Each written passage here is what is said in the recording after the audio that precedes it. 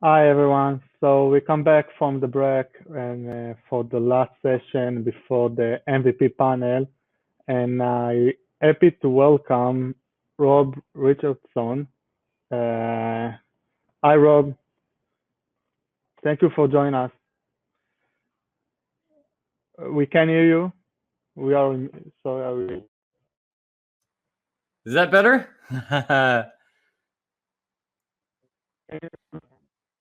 Can you hear me better now?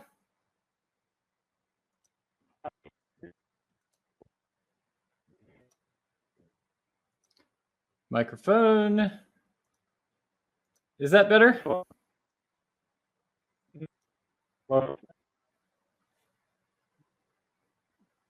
Am I still muted?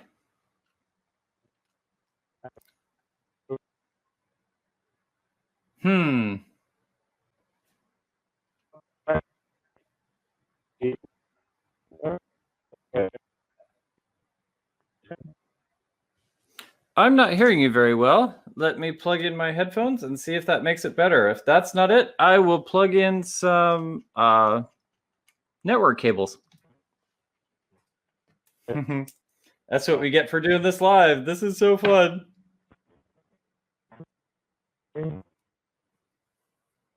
Are you able to hear me better now?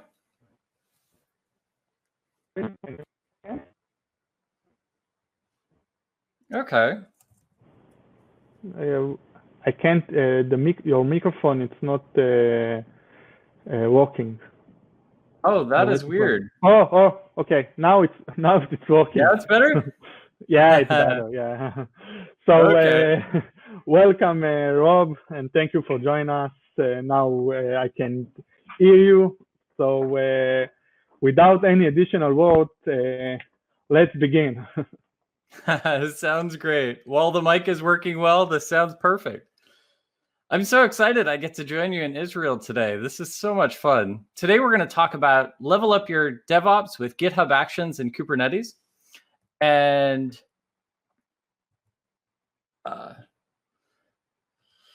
here's the part where I show you the code that is online right now, github.com/robrich/levelupdevops. Here from robrich.org, you can click on the button that will get you to the code. And here's the code. Haha, I'm just kidding. This is an empty GitHub repository, and we're going to build all the code today to make this work. Now, it isn't quite empty. I did come in here to settings and to secrets, and I did create a few secrets, but other than that, this repository is completely empty. Similarly, here's the code on my machine, and it is also empty. Here in this directory, we've got no code. So let's go build some. What I love about .NET New is that we can specify all of the details that we need for our website right here. We can specify .NET New MVC help. We can specify all of the details that we need in our project and be able to scaffold up a project really quickly here. .NET New. Let's say our name is Level Up DevOps, and we will output to the current folder. Now that we've got our website scaffolded up, let's open this up in VS Code, and we can see that we have a regular website. Here's our controller. We've got our views, our home view, and so it'll say, hey, welcome, MVP Days Israel. And so now we've got our website, and we could do a .NET run and get that to run here on our machine. So .NET run would get that running on our machine. Let's start to package this up into a container so that we can run it on Kubernetes. The first thing that we'll need to do to be able to commit our app is we'll need to create a .gitignore. Now this gitignore file is everything that we don't want to commit to our repository. So all of our built assets, the bin folder, the obj folder, star.user, star.suo, the .vs folder, And we can list other files in here, all the things that we don't want to commit. As we start to create a Docker container, we'll have a similar file called docker ignore. And the cool thing about the docker ignore file is that all of the things in our git ignore file go in our docker ignore file. This is everything we don't want in our container. In fact, if we don't have a docker ignore file, it will actually use a git ignore file, which is really cool. Now there's some more files that we don't want in our production container: launch settings.json and app settings.development.json. Launch settings.json is all of the details of how to start our app in development mode. And so we don't need to launch it in IIS when we're running in production. So now we've got our docker ignore. This is everything that Docker will ignore and won't copy into our container. Okay, so now let's create a Docker file. Now it's important that this is Dockerfile and not dockerfile.txt. If it did end up as dockerfile.txt, we can come rename and we can pull the .txt out of it. Now we want to stand on the shoulders of giants, so let's head over to Docker Hub and we will go search for .NET. .NET. Now the containers for .NET are featured here. These are the ones for .NET 5. SDK, that includes the build tools. ASP.NET, that's only the runtime. Here's the runtime that doesn't include web hosting. Samples is really cool. If you want to look at lots of different Docker files and different arrangements, that's a lot of fun. We want to build inside of our container, so let's pop open the .NET SDK. Now this is for .NET 5, and so here in .NET 5, we could also pull one for .NET 3.1 if we wanted to. Here's that image. And if we scroll down a little bit, we can take a look at the tags. We also see that there's one for Alpine 3. That's really cool. So let's use 5.0-Alpine. That'll get us a much smaller container. -Alpine.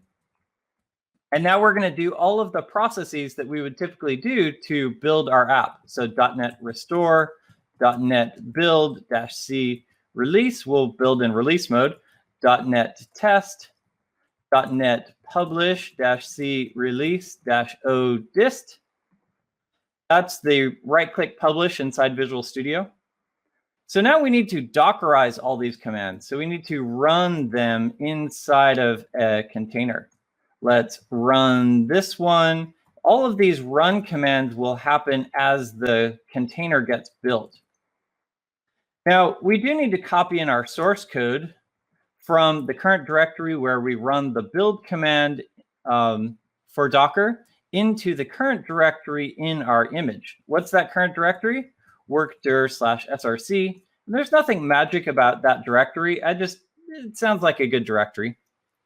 So we'll copy in all of our content. We'll .NET restore, we'll .NET build, we'll .NET test, we'll publish into this dist folder. That dist folder includes all of the things that we need to be able to run our application. So then let's start up our application, .NET level up devops.dll. Perfect. We do need a few environment variables that will get us to where we need to go, of making sure that our container starts on port 80, that it runs in production mode. We'll expose port 80 so that those consuming our container can see it. And now this container would work just fine. There are some inefficiencies here, though. For example, we have our build tools and our source code in our container. Let's come back here to .NET, to Docker Hub, and we'll look at the ASP.NET container. Now, this is just the runtime details. This doesn't include the build tools.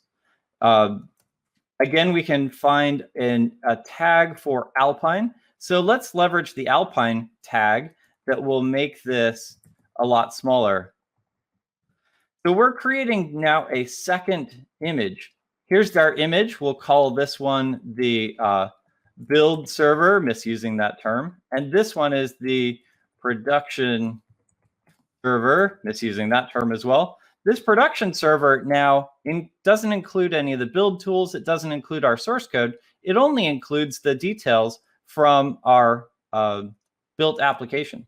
So let's copy in our built application. We'll copy the dist folder into our current folder, which is now the app folder, except for we don't want to copy it from our host machine here. We want to copy it --from equals build. Well, where did that build phase come from? Well, let's name this one as build. Now we have a build phase, and when it copies from build, it will then copy this dist directory into place in our image. Perfect. There's also one more inefficiency. Right now we're restoring after we copy all of our files. So if I come in here and I change a view, then it will restore our NuGet packages. Let's .NET Restore first. Now, when we copy in our files, we won't need to restore our dependencies. We do need to copy in our level up devops.cs proj into the current directory so that we know what packages to restore. But now we've got a build file that does exactly what we need. Go build using the smallest image possible, copy in our manifest, restore our dependencies, build our application, test it, run in release mode to publish our assets, and then creating a new image that doesn't have our build tools in it, go copy that content from the dist folder, and finally start it up as a website. Perfect. I think we've got a great Docker file. Next step, let's go pull in some Kubernetes YAML files. Now, of course, we're going to go grab the details from the last project. These YAML files can get a little hairy. Here in the YAML file, we have a deployment. The deployment specifies the number of replicas, the number of instances of our application. It'll also specify the image name, ACR URL / last time image label. We have a service. We have an ingress that allows us to pull content into Azure Kubernetes service. And well, we have last time. We probably want to swap this with level up DevOps. And for the most part, that gets us where we need to be. We still do have these replacement expressions, ACR URL, the URL of our registry in Azure, and the image label, the version of our application, but we've got it. I think we've got a level up DevOps Kubernetes file that will get us there. Let's also pull in a README file that will just tell us about our application. And then this README file just says, hey, this is the thing. Now let's start to commit this to our source control system. We can take a look at this, make sure we're only committing the things that we need to, that we're not committing anything extra. Yep, I think that looks good. Let's stage all these changes. Did we grab everything? We don't have a resources folder, so that's good. Here in our demo, level up DevOps. Commit. Git status. Okay, now we've got all of our stuff here locally, git push origin main, and we send it up to GitHub. That is cool. So now here on our repository, you can grab this repository URL from robrich.org. We now have all of the source code for our application. That's perfect. Now, if we come in here to actions, we can start talking about the build process. Let's go delete the previous runs. Delete. Okay, now when we come into actions, it is completely clean. Now, one of the things that I did in this repository was I did come in here to secrets, and I did create some secrets. Here's the ACR password, ACR URL, ACR username. These are things that I got out of the Azure portal when I created these resources. AKS URL and kubeconfig. The kubeconfig I got from my local profile, and those are just all of the details of my Azure Kubernetes service that allow me to authenticate. AKS URL is that URL that I'll be able to host it from. So with those secrets in mind, let's come into Actions and let's start to build a GitHub Actions file. Now there's lots of templates here. And in fact, we can go look at lots of them. And each of these is an example that will get us started with GitHub Actions really, really quickly. Now we can definitely customize it from there, and that's exactly what we'll do. Let's look for Docker, and here's a good published Docker container. That feels like a good starting place. Set up this workflow. Docker Kubernetes. So we have this file that it's starting to create, Docker build and push, Kubernetes apply. There's the name of our build. That's great. Now here inside the YAML file, we can start to specify the steps that we'll need to take. Now, we probably only want to deploy on our main branch, so let's eliminate the rest of these. We probably don't want to do pull requests that'll deploy. We'll come back to that. Here in the jobs, we have build. We don't need more than one step. It runs on Ubuntu latest. That's perfect. And now what tasks is it going to do? Well, it's going to start by checking out our code. That's perfect. And then let's do a Docker build Kubernetes apply. What's it going to do? Well, we have this Docker build command. That's perfect. Docker build. Let's actually go delete these lines. Docker build. Now, it's going to build the current Docker file. We probably don't need to specify the Docker file, but we probably do need to tag it. Now, let's tag it as our level up DevOps, and we want to give it a version. But to be able to do that, Docker push, we'll want to push to this. We need to log into our Docker registry. So let's come over here to the marketplace and let's look at Docker login. Ooh, here's one, Docker login. Now this Docker login gives us the actual YAML that we'll need to be able to do this. Let's come and set this in place. Let's indent it correctly. There we go. So now this Docker login, what's our registry? We can head out to the Docker, to the GitHub docs. And if we use $curly secrets, then we can get at the secrets that we've saved previously. This ensures that these secrets don't end up in source control. So secrets.acr URL, and that's our registry. Perfect. What is our username? Well, we'll do a similar thing. Let's go grab the secret that we did for username, ACR username. That's great. What's our password? Our password is ACR password. Log out? Oh, yeah, sure. The default is true, so let's leave that off. Now we've logged into Docker. So now when we Docker push, we can push up to our registry. Let's tag this with our ACR URL. And the version we can use, we'll do in a similar way. We'll say secrets.github SHA. Actually, it's secrets.sha, and that will get us our GitHub version. So let's push this version as well. And now we've pushed that up to our Azure Container Registry. Next, we want to do a kubectl apply. And we will apply the k8s.yaml file. To do that, we need to log into Kubernetes. Let's come in here and look in the marketplace for another piece. Let's look at Kubernetes set context. Here's one, Azure Kubernetes set context. That looks great.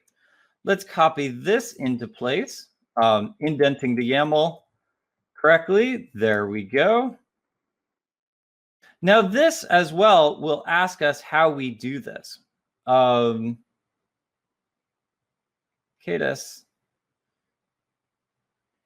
Oh, I grabbed the wrong one. Let's go look for a different one. There we go. Kubernetes set context. Copy.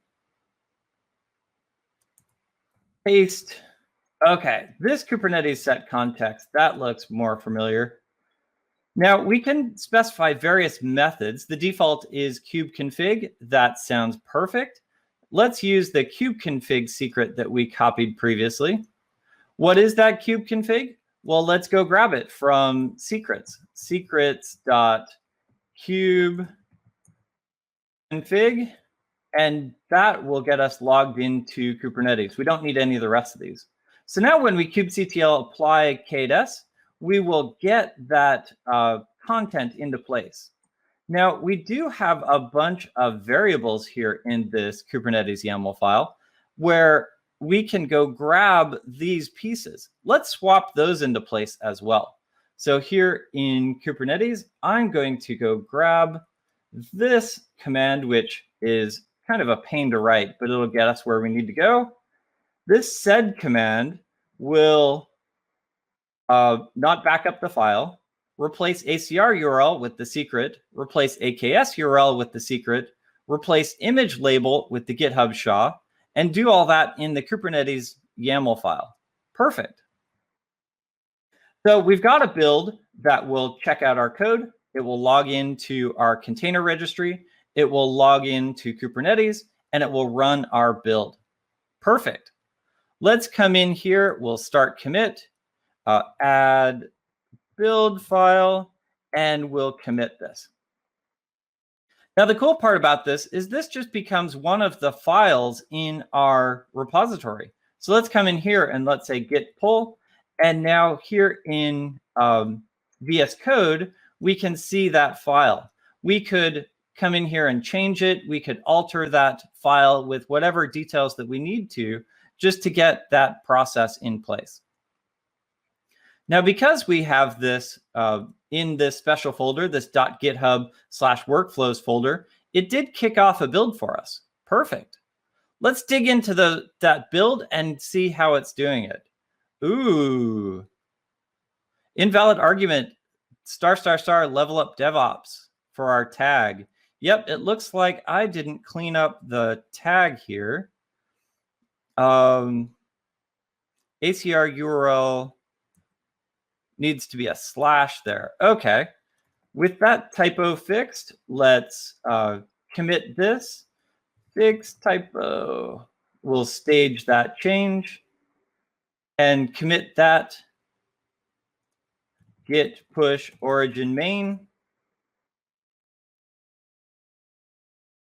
I love this dashboard where it shows us all of the build details. Coming back into Actions, we'll go the other way. Let's look at our Docker Kubernetes workflow, and we can see that it kicked off another build. Perfect. Now, this build is going to do all the steps that we need it to do. So it will set up the job. It will do our login to Docker and to Kubernetes.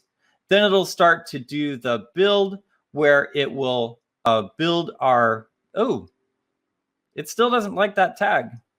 That is interesting. Invalid reference format. Let me double check this build file. Select for compare. Compare. Apparently I have more typos. Let's take a look at this. Docker YAML, open. I did. I typoed it right here too. Okay. So let's go fix that.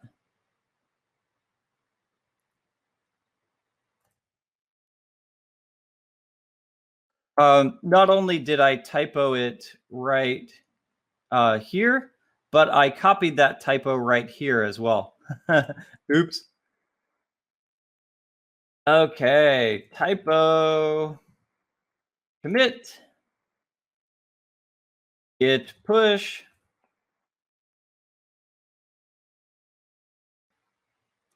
Okay, so this is going to kick off a new build, and that will be really cool. Let's come into Actions, and right now. Did I just typo it again? No jobs were run. Okay, let's run that job. Right here. No jobs were run. Run the thing. Oh, one of the things that we forgot while we were here was this Kubernetes YAML file is not in our Docker ignore. Let's ignore that kdes.yaml file, and we will also create a status badge here. Create status badge. Here's the markdown. I love that that's all right there. Let's come set that into place here in our README file. So here's that README file. And let's go commit. Actually, let's put that here. And let's commit these changes into place too. Add status badge, ignore kdes.yaml. Perfect. Git push origin main. And now our build will go kick off.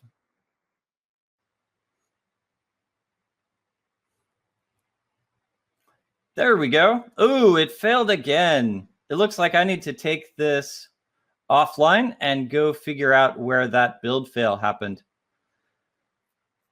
This has been a lot of fun, though, presenting GitHub Actions. Finding that build fail will be interesting. But it was really cool to be able to show you GitHub Actions from start to finish. Now, the cool part is I was able to build up this DevOps pipeline in just a few minutes. You can get started with GitHub Actions and build up your content, whether you're pushing to containers or whether you're pushing to other sites with GitHub Actions and Kubernetes.